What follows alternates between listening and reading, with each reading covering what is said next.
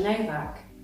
John has a wealth of experience in a variety of programming languages, including C, C++, Java, and now Scala. He talks about how learning functional programming as a hobby changed his mindset and problem-solving skills. In this episode, you will be provided with lots of advice on how to make the transition to functional programming. I'm delighted to welcome John Novak to the Spotlight on Software Development series. John is a senior software engineer, and amongst other things, he's going to talk about the transition from object-oriented programming to functional programming. Welcome, John. Thank you very much for being here. Hi, thank you for having me. Yeah. Well, thank you very much. You are originally from Hungary. Yeah, that's right, yes. And moved here in 2010, I think? Yeah, it's 9 years ago, approximately, yes. 9 years ago. And what made you decide on coming to Brisbane rather than Sydney, Melbourne, etc.? Yeah, so when I was 20 years old, I visited New Zealand for a month, and I liked it so much that I decided that I wanted to move there one day after I, finished the uni and started working. And so that was the plan. But then I met my future wife, who persuaded me to move to Brisbane instead, because she really didn't like the Hungarian winters. Right. And it can get pretty cold, like in New Zealand compared to Brisbane. So basically that's the short story, and then we made an agreement. Okay, we're gonna move somewhere else, but it's gonna be Brisbane instead of Auckland, which was my original plan. So it was your then girlfriend, now wife, who wanted the heat, basically the climate. Exactly. Yes. And 9 years later, a good move. Yeah, I did one of the best decisions I've made, yes. So we are both citizens since then, we have the citizenship, and I would do it again, and we don't want to move anywhere else, so we're just gonna, stay here for good. Yes, that's our intention as well. And then I think one of the reasons we came here as well was to get away from the horrid, cold, wet English climate. And have you been back to New Zealand since? No. So I only went there like once. So we were meant to go there, for a visit, but it hasn't happened yet. So it is also maybe beautiful, but it's still a bit cold, I think. Yeah, in the summer it's okay, I guess. Yeah, so. Still very lovely. And I remember you telling me when I met you once that you're from a family of doctors, I think. Yeah. So my father he used to be an anesthetist. Right? Anaesthetist. That's the word. He makes people sleep. Right? Yes. that is the one. Yeah, okay. So but he's retired now, and my mother, she's a nurse. So, okay, so you're from a family in the medical profession. Yes, we can say that. So why software engineering and not medicine? Yeah, to be honest, I never thought about it much. I never was really interested in medicine, but I was fascinated by computers when I was a kid. So I just, I begged my father to, buy me a. I think my first computer was a Commodore 64. Okay. And I only played games in the beginning, and I was just fascinated with computers. And after a while, I got interested in programming, and it was just. An obvious decision to become a programmer. Yes. Excellent, and the rest is history. In fact, actually, talking of history, tell me a bit about your career journey so far from back in Hungary and then coming to Brisbane and where you are now. Yeah, so as I said, I got interested in programming when I was a kid. I think I taught myself programming when I was about 14 or 15. So back then, that was in early 90s, yeah. And back then there weren't at least when you had a home computer, you couldn't use a high-level language like nowadays. Like Java wasn't invented, and you had to program in machine code, like in assembly. Yeah. So that's what I did first, and after that I learned C before going to the university, and I was pretty happy with C for a long time. So that was my favorite language, C, and then C++. In fact, in my first job I was doing some Java and some other stuff like PHP and whatever was needed. So that was at the Hungarian Academy of Sciences, the Institute of Automation and Distributed Systems.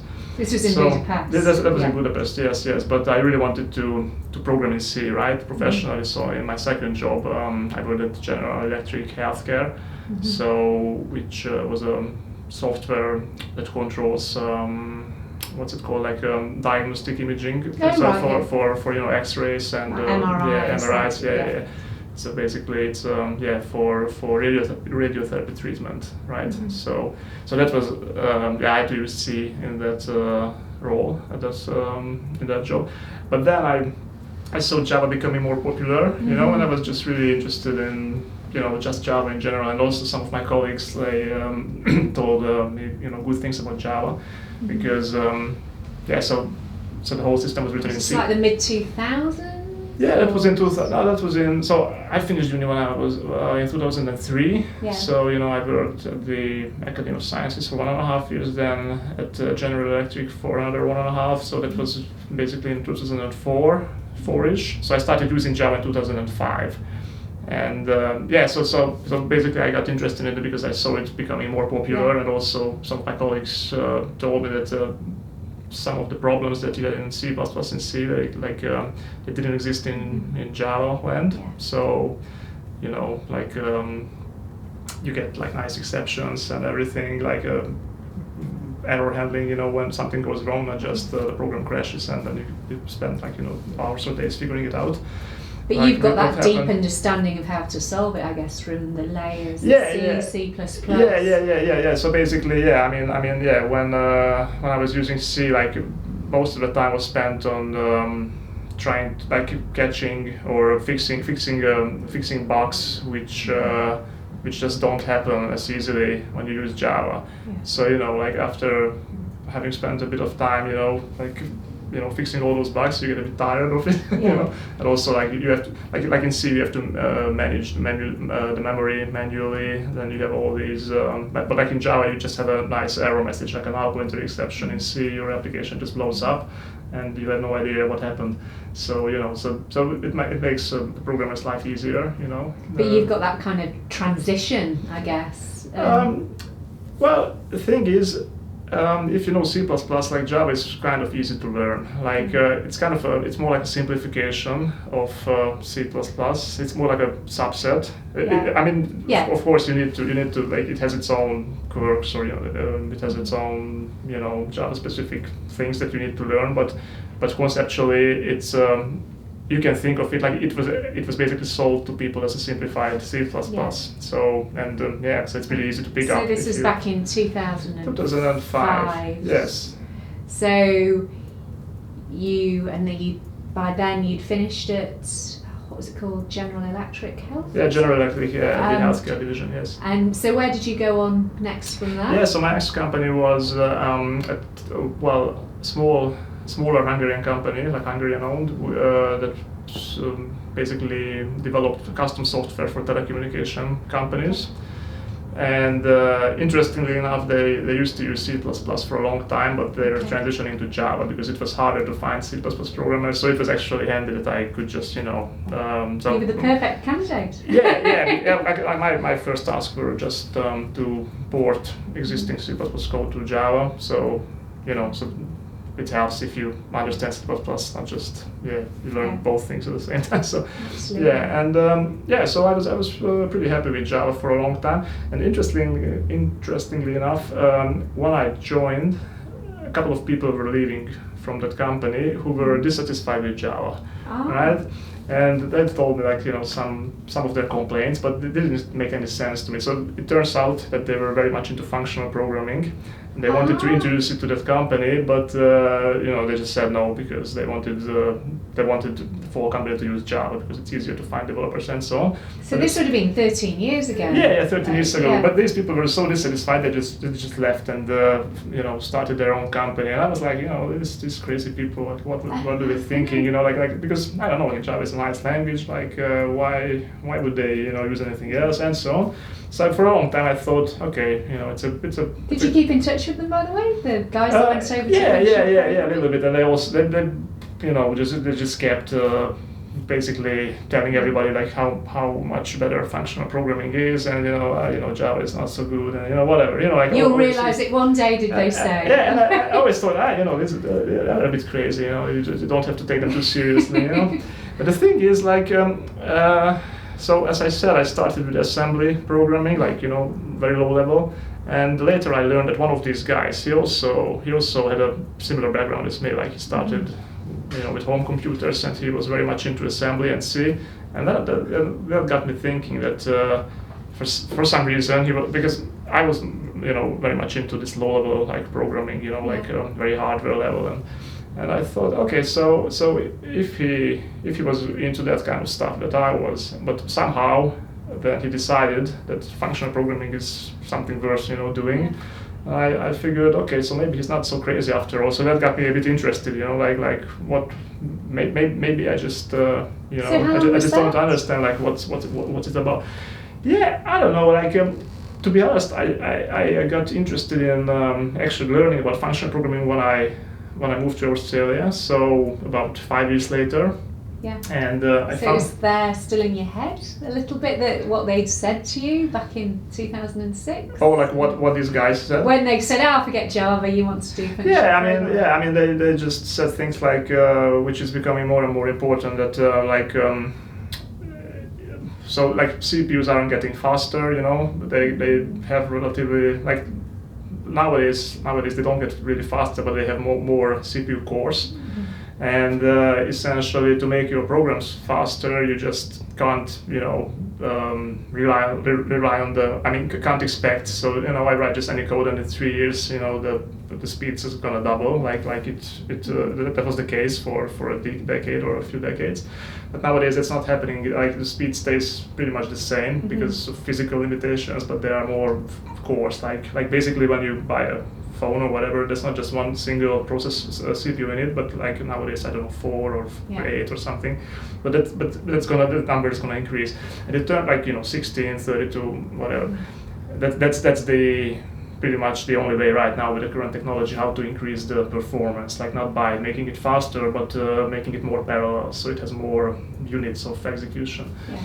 And it turns out if you want to write programs that utilize these multiple number of CPUs, it's really hard, if you use like traditional imperative programming. And so that was one of the things that these guys used to say, that it's going to be inevitable, so that functional programming will become more prevalent, because you just can't use all these. So you just can't use like parallelism, in an easy way, right? So like parallel programming. Parallel programming is just not. It's very, very difficult. Like, for example, in C++, even in Java, it's like there's lots of pitfalls, and with functional programming, a whole class of problems just goes away. Yeah. So it makes it much more easier, easier. So that was what they've always been telling me. So you came here, and then within a year were you doing it as a hobby, or were you doing it in the commercial world? No, not commercially, as a hobby. I just found an interesting book. It's called it's a classic book, structure and implementation of computer programs. It's from maybe from the 60s or 70s. Okay. And it uses one of the early languages, Scheme. It's a Lisp dialect. It's a lot of parentheses. It'd be interesting if you could send that to me, and I can share it in the show notes for people that would be interested. Yeah, sure, I can send a link. It's available freely online. Okay. It's so originally that was a course at the MIT University. Right. And so the whole text is available online for free, and also there's a set of university lectures on YouTube. So anybody can read the book and follow it. So I just thought I would give it a go. And funny thing, the book doesn't even mention functional programming, but it has lots of exercises. And I was just, it was interesting. I just kept doing the exercises. I stopped after the first few chapters or something. But a very funny thing happened, that I just realized that my style of solving programming problems has changed just by doing the exercises, and that was weird. It was for the better, actually. So I just it's a different paradigm. So it's a kind of a tricky book. It doesn't really say up front what's going to happen to you, but it just makes you solve a certain set of exercises which transform your thinking. It's almost like magic. or Well, voodoo? Yeah, it's a different paradigm. I guess it Yeah. gives you like a different way of looking at problems. So is it like a eureka moment when? Yes, kind of, yes. When you just realize, there's a better way how to do things, than what I've been doing, so far.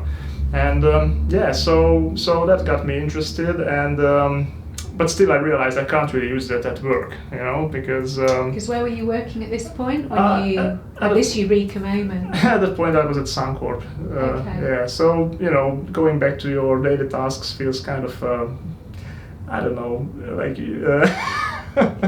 Not as exciting. Not A bit disenchanting. Disenchanted, probably that's the right word. So it was like, okay, I can learn about this in my free time, but why? Yeah, I mean, I can do it as a hobby, but otherwise it doesn't really help me in any way. If I'm working as a commercial programmer, because no one's really interested in this stuff.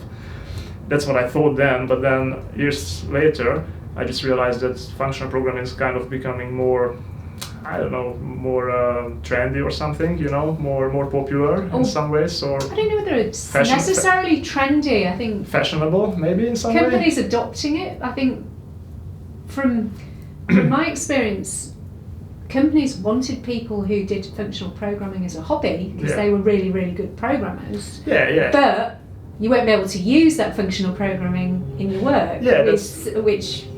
It's a fine. And that's what I found as well, because just doing these exercises as a hobby made me a better Java programmer actually, because the concepts are the same. Like it's really simple. Like in functional programming, it's just you use functions as the basic building block, not objects or whatever, just functions. And functions are really simple. Like in the mathematical sense, like they have a set of input and they generate some output, but they don't do anything else. Like, just to give you an example, like for example, when you print something out to the screen, that does something else, because like it receives the text to print out, but it doesn't return anything. It just prints the text out and then adds, and that's it. Like as another example, when the function does something, you just the input is like a string, some text, and it uppercases it. That's the output. Yeah. But with printing, well, you can say printing out to the screen is an output, but it's not an output in the like not inside the actual program. Like it's more like a side effect, something that happens outside of the program. Like like input and output are considered like side effects, like writing to a file, reading from a file, printing to a screen, or sending, like writing some to a database. So So you were doing Java at Suncorp. I was doing Java, and my jobs after that, I was trying to actually minimize this side effects, and it turns out it's much easier. The side effects of functional programming. Oh, no. That is, I mean, not the side effects that I mentioned. It actually it's easier to comprehend what the programs are doing. Yeah. It basically just removes the dependencies between components, because in normal programming, like you have a look at any normal regular Java or C code base, like it depends how it was written, but if it wasn't written by people who really like functional programming, for example, then there's a tendency for everything to depend on everything else. Right.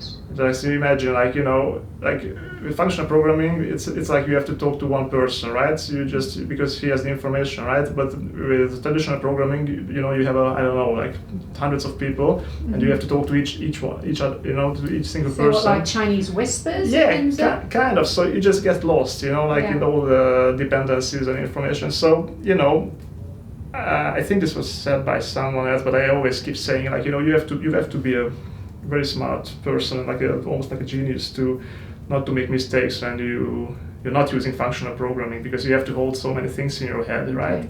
So I just like simplicity, and the things that make my life easier, and that's one of the biggest selling points, that if you just follow these basic functional programming rules or paradigms, then like a whole set of bugs is just not possible to happen in your program. So the simplicity keeps it purer, or? Yeah, you just I mean, you just have to. You don't have to keep as many things in your head. Like it's a bit hard to explain without actually doing it, right, or trying it for yourself, or but. And then I think you got the opportunity to actually do functional programming Yeah, commercially that's at right. other levels? No, I was at ABB doing Java development, and essentially, it was okay, like it was a nice place to work at, but I just got approached by some random agent. Mm-hmm. I just got an email that, okay, are you interested in this and this, job, and I checked out the description and functional programming was mentioned, so that got me interested. Basically, that was the only thing why I replied.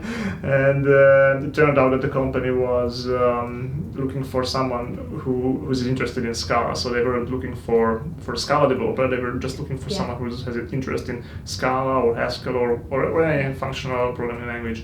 And the year before that, I did the Scala online course just in my free time because I was interested. But again, I did the course and then I went back to doing Java, and a year later, I was still doing Java, right? Because you do the course, you do it as a hobby, it's interesting, but you can't use it that much. It influences your style, but you can't really use it in your normal job. So this was an opportunity to actually use Scala, and I thought, all right, let's give it a go. And that was at ABB, or? So I was at ABB when this happened, when I was at the project, and then I left ABB and joined other levels. Yes. And there I used Scala for 3.5 years. Yes. So that must have been really exciting, empowering, refreshing. Yeah, that was really interesting, and I learned a lot there, and basically, I started using Scala professionally there, in 8 hours a day, 40 hours a week. So, you can learn much more about the language or anything when you do it 40 hours a week as opposed to a few hours in your spare time. And was it everything it was cracked up to be? Your dream comes true, and when you. It's always the same thing, there's this honeymoon phase where everything seems to be so much better. So I still prefer functional programming, in general, but sometimes when you read, these articles and hear these, people trying to sell it to you, right? They often overestimate the benefits, and at the end of the day, you can write terrible code even if you follow all the functional programming, ideas. So it doesn't prevent you from writing bad code. It makes your life much easier. And at that company, also there was some legacy code, which was you could see that people were just experimenting, with Scala. So probably that was their first project, and it was truly terrible, right? So from the legacy code or from the new Scala code? Yeah, that was new Scala code, but probably the first project of the person who you can create a mess in Scala or in any language too, probably a bit more in Scala than in Haskell, because the thing with Scala, one of its biggest advantages is that you can transition from Java to Scala gradually, because you can still use Java libraries. You can revert back to a more imperative style. It doesn't force you to write only functional code. So probably that's the reason why it's possible to create quite a big of a mess in Scala if you don't quite know what you're doing. Because you can mix imperative style with functional style and everything what you want in the same code base, and it becomes hard to follow. So, for example, in Haskell, you're forced to use only functional constructs, and then it's not possible to do a mixture of imperative and functional like in Scala. But that's also one of its advantages. So if you really know what you're doing, transition's easier, and if you know what you're doing, you can actually make some things more efficient, or you can interact with existing Java libraries in a better way. So it's quite a practical language, but I would probably say it's more advanced than a purely functional language, because it's not purely functional. It's a multi-paradigm language. It supports object-oriented programming, functional programming. Mm-hmm. So if you want, you can write fully object-oriented programs in Scala. Nothing prevents you from that. Or you can write fully functional programs, or something in between. I was going to say, which do you prefer? Yeah, well, so at other levels, we've been using a kind of simplified functional programming approach. So not to make the transition too hard for new Java developers because it can be overwhelming. But for example, at my current company, Schedule, they on the far end of the spectrum at the functional programming end. Of Scala, so they're more purist? It's a more purist kind of approach, yes. So, which I find challenging, even after having used Scala for 3.5 years, I haven't really went, that far into the functional direction, so it takes a bit of getting used to. But I can see the benefits, but it just I guess if the whole team decides that it's worth it, to go into that direction, and everybody spends the time, to get familiar with all these things and spends time to learn it, then it's worth it. But it requires quite a big initial investment, which pays off. From you as a person or from the organization? Well, I mean, time and energy investment from the developers to get up to speed. But it's the same with any kind of programming, but the difference is it's not really taught at universities. So like people get taught, I don't know, like object-oriented programming, and they kind of know it when they start in the first job. And nowadays, when for example, if you hire, I don't know, a few people who are experienced with Java, it takes effort to move from that mindset to a more functional programming mindset, because they don't really learn it at the university. Yeah. So and usually people who've been who are already like, I don't know, who have been working for like 10 years, like working with Java like me, usually then you have to spend company time to get up to speed, because you can't really expect people to spend, I don't know, hundreds of hours in their free time to do that. So I guess the companies say, all right, it's not. You'd already done some on your own. Yeah, I've done, but I guess if you want to convert a whole team of developers, you can't expect everybody to do it in their spare time. And I think that's why some companies say, all right, it's not worth it to us to convert all these, Java people to like functional programming experts, I'm guessing. And whether it appeals to everyone who's a Java, because functional programming, I guess, isn't for everybody. I would say. Well, it's an interesting question. So you certainly cannot adopt it to every situation, but I think to the problems that most people are trying to solve, like as developers, like I don't know, like most mainstream development jobs probably would benefit from functional programming. Okay. So I think there are some specialized areas like I don't know, like game development and computer graphics, which are a bit more. So basically areas which are very much performance oriented. Then probably you can write a more performant code just using the standard low-level approach. So if you want something to get really, really fast, no matter the costs, then usually the imperative code is faster, but it's harder to maintain.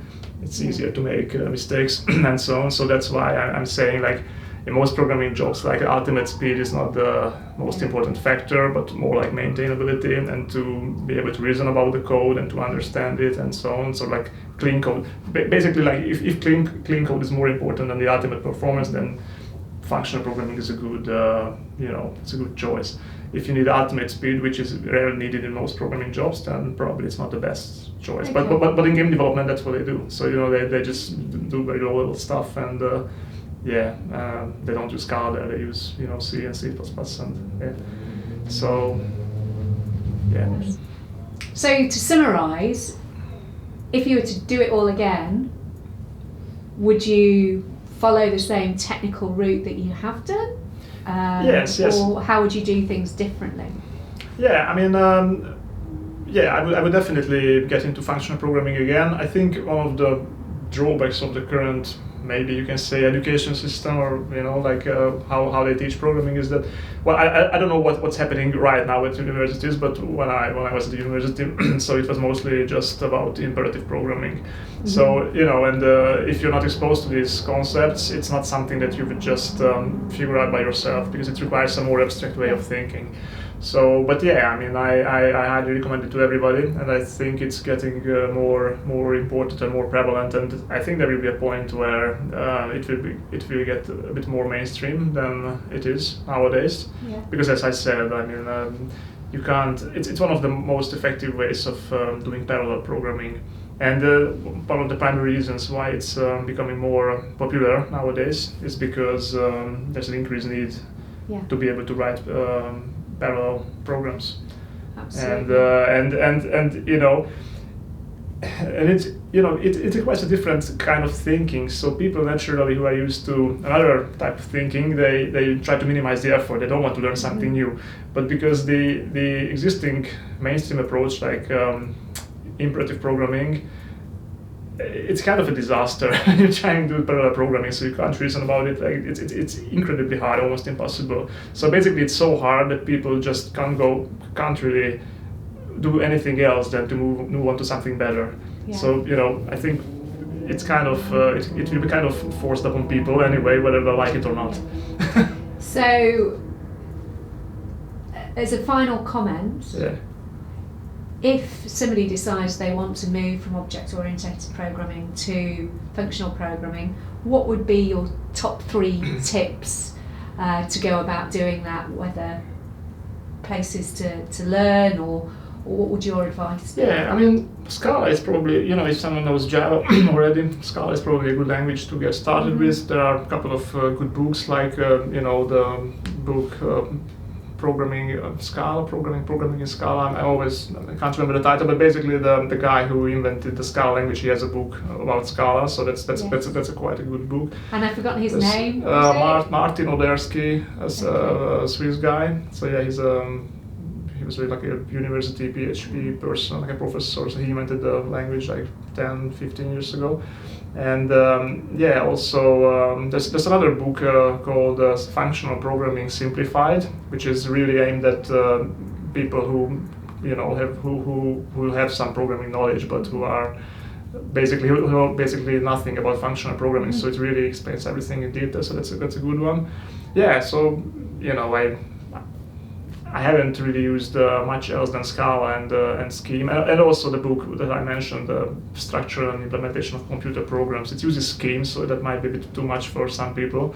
But this is the one back in the day. Yeah. Back in 2006. So that's still a very good book, and it's still a classic book. But you just don't. Yeah, you have to think about it that it just introduces to a different paradigm. So you won't, even if you never use the language in your life ever again, you just do the exercises, it will change your thinking. So it's worth doing it just for the transformation it does in your kind of thinking. Transformation, that eureka moment. So it kind of rewires your brain a bit. It's bizarre, but yeah, that's what it does. Well, thank you very much, John. I feel really excited about that's good. The functional programming, and I think you've given a really good insight into the challenges, the benefits, and ideas about how to do that transition. So thank you very much. Awesome, good to hear that. Thank you. Right. I really enjoyed that conversation with John. His deep understanding and total fascination with software is really infectious. He provided lots of resources which I'll share on the show notes.